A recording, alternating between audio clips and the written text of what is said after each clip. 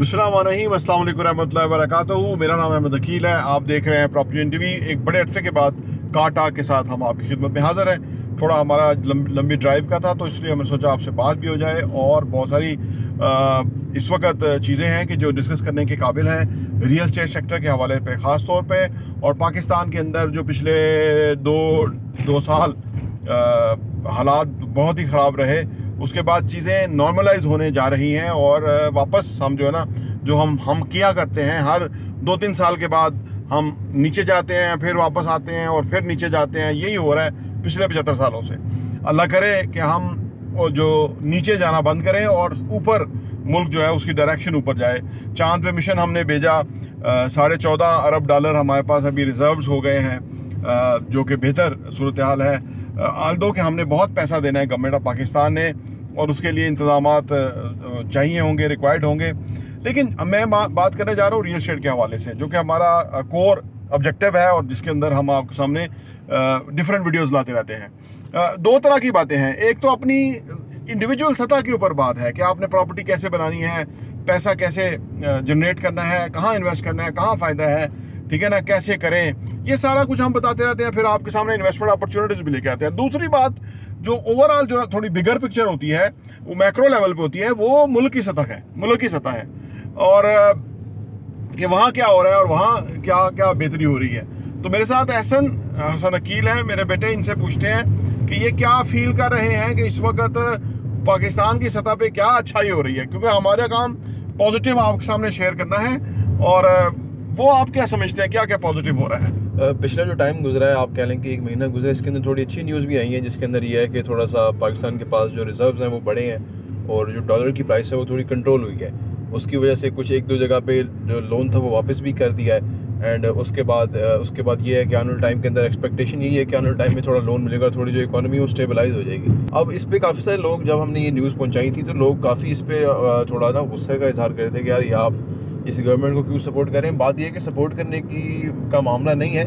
मामला ये है कि जब इतना टाइम मुश्किल गुजरा है तो उसके बाद अगर कोई भी अच्छी न्यूज़ आती है, वो बेशक आपके जो पॉलिटिकल हरीफ हो उसी तरफ से भी आए, जहाँ से भी आए, उसको आपको एक्सेप्ट करना चाहिए, क्योंकि ओवरऑल जो फ़ायदा है वो तो पाकिस्तान का ही है ना। ओवरऑल जो फ़ायदा है वो आवाम को ही फ़ायदा है। अगर इसका मज़ीद इस मामले को ख़राब करते हैं, मज़ीद इस मामले को बिगाड़ते हैं, मज़ीद ज़्यादा मसला बनेगा, तो उतना ही ज़्यादा नुकसान पाकिस्तानियों को होगा। ऑलरेडी अगर हम देखें तो हमारे यहाँ जो जिस क्लास में हम काम कर रहे हैं, जो हमारी क्लास है, जो लोग हमें मोस्टली देखते भी हैं, वो सब जो हैं वो भी इतना मतलब मुश्किल से नहीं अपना टाइम निकालते। इसके अलावा पाकिस्तान में काफ़ी बड़ी आबादी है जिनके लिए आजकल गुजारा करना मुश्किल हो गया हुआ है, क्योंकि ऑलरेडी आपने देखा इन्फ्लेशन कितनी हो चुकी है और उसकी वजह से इकॉनमी जब स्लो डाउन हुई है तो फिर काफ़ी सारी जो जॉब्स हैं वो कम हुई हैं। बैंक से लोगों को अच्छा खासा रिटर्न मिल रहा है, तो लोग उसको प्रेफर करते हैं कि यार हमें बैंक में पैसे रख के तो बेनिफिट मिला, तो हम क्यों किसी काम के अंदर लगाएं, फिर क्यों हम किसी भी जगह पे लगाएं, इन्वेस्टमेंट करें, और उससे फिर क्या फ़ायदा होगा हमें जबकि हमें बैंक में मिल रहा है। तो उसकी वजह से ये है कि जो अच्छी न्यूज़ आ रही है उसको एक्सेप्ट करना चाहिए।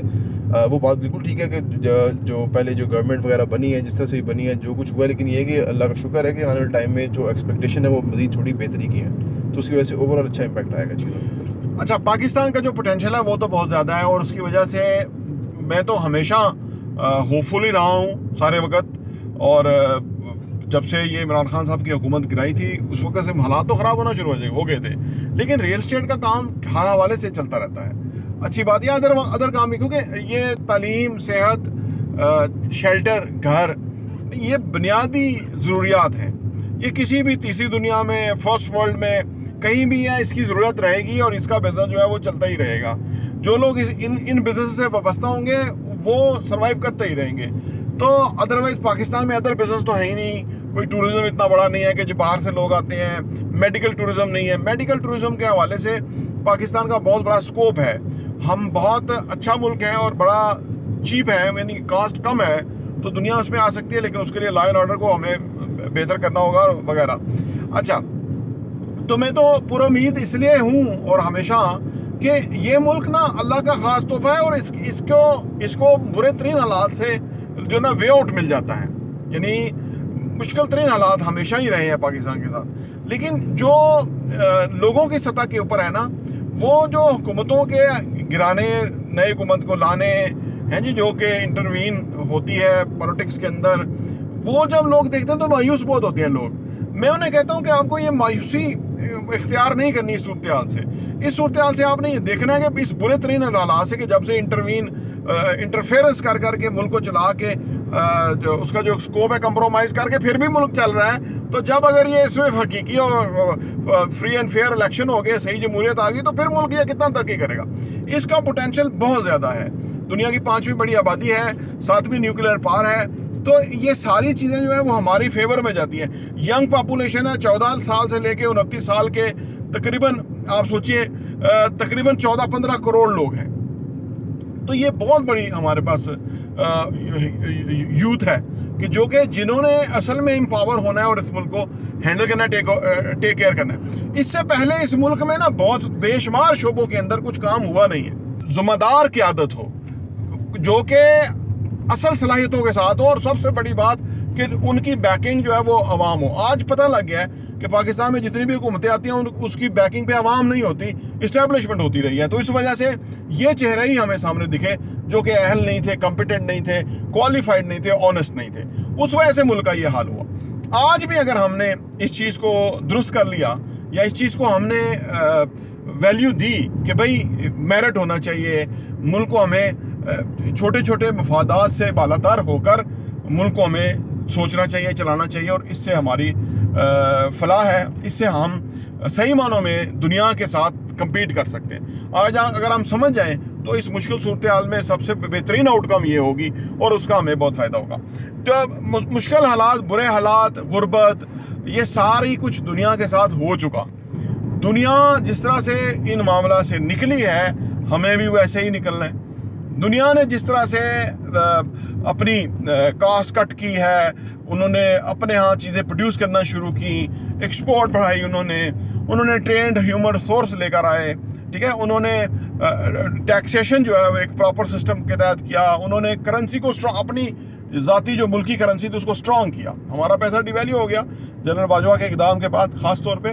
तो उन्होंने अपने आप को, हालांकि ये जो रजीम है, ये इसमें जो आर्मी ने जो किया, क्रैक डाउन वगैरह किया कि डॉलर को थोड़ा सा नीचे किया और रुपये को थोड़ा स्ट्रांग किया, तो ये अच्छा इकदाम है। तो ये हमें इन चीज़ों के ऊपर कभी कंप्रोमाइज़ नहीं करना चाहिए, क्योंकि ये कौन करता है? आप सोच रहे होंगे ना कि क्या 25 करोड़ आवाम जो है वो डॉलर गायब करना शुरू कर देते हैं या ये महंगाइयाँ हो जाती हैं? नहीं, 25 करोड़ आवाम नहीं करते। कोई 50-100 लोग हैं, 2500 लोग होंगे जो ये काम करते हैं, और इसी वजह से ये जो क्रैकडाउन हुआ तो डॉलर जो है वो अपनी असल लेवल पे आना शुरू हो गया। तो ये खलवाड़ जो ताकतें करती हैं वो वही करती हैं जो इन्फ्लुएंशियल हैं। तो वो ना अगर करे तो मुल्क का कोई प्रॉब्लम नहीं है, मुल्क बेहतरीन चलता है। तो अच्छा, ये जो मैंने आपको बुरे हालात बताए कि 90 के बाद खास तौर पे, लेकिन 90 के बाद 90 और आज 2023 में ये अगर फर्ज करें 33 इयर्स है ना, तो 33 इयर्स के अंदर रियल एस्टेट फिर भी अप्रिशिएट हुआ, जो कि हमारा कोर बिजनेस है ना रियल एस्टेट, वो फिर भी अप्रिशिएट हुआ। मुल्क के ऊपर कर्जे चढ़े, मुल्क का नुकसान हुआ, लेकिन रियल एस्टेट अप्रिशिएट हुआ। उसकी वजह कि हमारी अपनी डोमेस्टिक नीड बहुत थी ना, रियल एस्टेट की नीड बहुत थी। हमारे पास कुछ था ही नहीं इंफ्रास्ट्रक्चर। 75 सालों से जब हम आए तो हमारे पास तो कोई एक ढंग की बिल्डिंग भी नहीं थी।